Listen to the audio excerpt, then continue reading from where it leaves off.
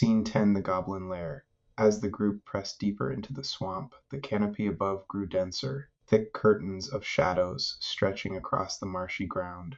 Tira felt a damp chill settle in her bones, her boots soaked and heavy with mud. Their path wound around trees with roots twisting upward like skeletal hands clawing for light, only adding to the quiet tension threading through the group. The low sounds of swamp creatures faded as they continued, replaced by a distant faint glow ahead. Hardly a grand march to glory, huh?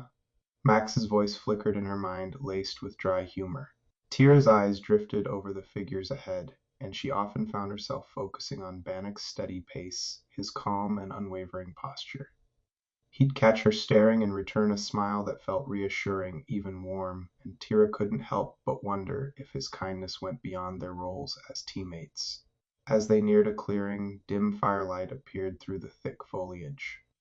They slowed, clustering behind a wall of vines as two goblins came into view, hunched around a smoldering fire pit by the mouth of a cave. The goblins' misshapen forms cast jittery shadows, creating a scene equal parts eerie and ridiculous. The group paused, peering through the leaves to observe. "Shinies! Not enough, not shiny enough," one goblin rasped, his voice thick with excitement. His leathery green face twisted in exaggerated frowns as he pointed at a pitiful collection of stones and tattered socks scattered around his feet. His clothes were an absurd mismatch, bits of algae, muddy rags, and twigs woven into what little hair he had. The fire's faint glow seemed too dignified for the strange creatures, who looked more like children playing dress-up in swamp debris than intimidating guards. "Shinies, yes, but food too," grumbled the other goblin, scratching his elbow with a clawed finger. "No socks for Mudfoot unless shinies come first." The goblins continued their absurd argument, listing their bizarre priorities with glee. Tira caught Bannock's thoughtful gaze as he glanced over the group, his tone low but warm. "All right, thoughts on how to handle this?" Kenny nodded slowly. "Well, they're sentient creatures. Maybe we can talk our way in. We've got numbers after all." Devon scoffed, the smirk audible in his whisper. "I'd say we're giving them too much credit." He tilted his head toward the goblins, his tone dripping with sarcasm. "Agreed," Val added, her gaze cold and practical. "It's 10 against 2, she murmured, her brow raised as if the choice were obvious. But then Tira noticed. Val met Bannock's eyes and relaxed a little, a nod showing she'd defer to his decision. Liz's eyes narrowed slightly as she shifted her gaze from Bannock to the goblins with a dismissive scrutiny. "Force might be the smarter approach," she said, though a glint of something else appeared in her eyes. "But I'll let you call it, Bannock. The crown looks good on you." Her smile was sharp, but Tira sensed a change in her tone, a softening of sorts, allowing Bannock to lead without interference. Bannock met Liz's comment with a calm smile. "Let's not go in swinging just yet. They're just guards. Maybe they'll be more reasonable than they look." Kelly leaned over to Tira and Kenny, her voice thoughtful. "Shinies and socks. Maybe we could just bribe our way in." Bannock raised a brow, nodding slowly as he considered. "How many of us are willing to sacrifice some socks?" Addie made a face but pulled off her muddy socks with a small shrug. "They're wrecked anyway." Val, with a quiet smirk, gestured to a pile of nearby rocks. "I can take care of the shinies." She gathered a few pebbles, passing her hand over them with a soft pulse of mana. The stones shimmered, a dull brown now streaked with silver. She handed them to Bannock. "All yours." "Perfect," he murmured, glancing over the group. "Addie, Mac, you're with me." Addie grinned, tossing her socks to Bannock.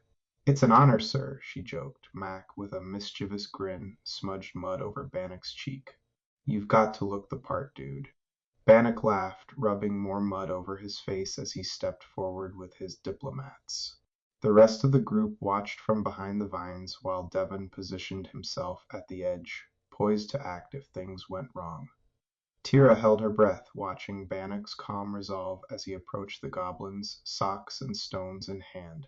"Greetings, esteemed goblin guards," Bannock began, his voice respectful. "We come bearing gifts in exchange for safe passage." The goblins' heads snapped up, eyes wide as they took in the newcomers and their offerings. The larger goblin, wearing a mossy scarf, squinted at Bannock, licking his lips. "Shiny stones and sakis?" he croaked. reaching out with grubby, clawed hands. Addie held her socks high, grinning. For all your hard work guarding the lair. Finest socks in the swamp. The goblins exchanged giddy glances, nudging each other with wide-eyed excitement. Sockies, yes, yes, the skinny one murmured, reaching for Addie's offering. Then the larger goblin's eyes narrowed, his grin widening in a twisted attempt at a devious smirk. Wait, he leaned toward his companion. I've got an idea, Mudfoot, a brilliant idea. His hideous, gleeful cackle filled the clearing, and Devon's fingers twitched toward his weapon, his muscles taut. Bannock's smile remained patient. All right, let's hear it. The goblin's laughter grew louder, his voice grating. Yes, yes, hand them over, Bannock obliged, passing the items into the goblin's greedy hands. Still laughing, the goblin sneered. Ha! I lied. I was never going to let you enter. But now I have socks and shinies, you stupid human. A tense silence fell over the group. Devon's jaw clenched, and he exchanged a look with Liz, silently asking if he should intervene. Tira's heart lurched as she glanced between Bannock and the goblins, but to her surprise, Liz raised a hand toward Devon, signaling him to stand down. Stepping forward herself, Liz's expression held a new intensity as she approached the goblins, her calm and confident presence a striking contrast to the chaotic scene. Her gaze softened, almost amused, as she locked eyes with the goblins. Hey, boys, she purred, her voice laced with an almost unnatural charm, a spell of allure wrapping around her words. You seem to like shinies and pretty things. The faint shimmer of her voice wove through the air like silk, and Tira couldn't tell it was actual magic or simply Liz's natural magnetism. The goblins froze, their slackened jaws falling open, beady eyes wide with adoration. The larger goblin clutched the socks to his chest, his earlier sneer melting into a look of pure, almost pathetic admiration. Shiny lady, he mumbled, his voice awestruck. Tira felt Max's voice in her mind, tinged with amusement. That one is just full of surprises. Tira's thoughts spun. Liz wasn't just helping them out, this was about control. It was like the same sway she held over Mac and Tommy, now directed toward these goblins. Liz's confidence hadn't waned. If anything, her strength seemed boundless and dangerously captivating. Liz's voice softened, dripping with honey. How about you let my friends through? She gestured to the group, her gaze half-lidded as though the goblins were already forgotten. Anything for shiny lady, the skinny goblin squeaked, practically bouncing with excitement. Goddess of shinies, the larger goblin, previously defiant, nodded fervently, stammering. Yes, yes, anything for shiny lady and her friends. Liz cast a glance over her shoulder, a small smirk tugging at her lips as she caught Bannock's eye. He nodded, gratitude and admiration clear in his gaze. Addie stifled a laugh, nudging Mac as the goblins continued to fawn over Liz, completely under her spell. The tension broke, the group sharing a look of relief and amusement as they stepped forward. Well, you've got yourself a fan club, Bannock teased as he passed Liz, his face blushing like it had back in the auditorium. Tira felt her throat tighten. Liz flashed him a satisfied grin. There's always room for more members. As she led them toward the entrance, the goblins tripped over themselves, bowing and clearing the way. Tommy stepped forward, lighting his makeshift torch. Shadows flickered against the walls, and he held the torch with pride, casting a warm glow that guided them further. Liz turned, catching Tommy's eye. Nice work with the torch, Tommy. Just what we needed. Tommy blinked, a bashful smile spreading across his face. Oh, thanks, Liz. Happy to light the way. His cheeks flushed as he followed her, clearly captivated by her praise. Beside her, Tira felt a pang of uncertainty as she followed. Her gaze drifted to Liz, watching her confidently lead the way. She dismissed Liz as overbearing and power-hungry, but now she wasn't so sure. Liz's charm lingered around her like a magnetic pull, even affecting Bannock. Tira's gaze shifted to Bannock, who walked close to Liz, his smile bright. It's impressive, she told herself, but felt a flicker of suspicion. Is it charm or something deeper? Max's voice floated in her thoughts, calm but sharp. Powerful, yes, but dangerous too, don't you think? She doesn't just want trust, she wants people to follow. Tira's unease grew.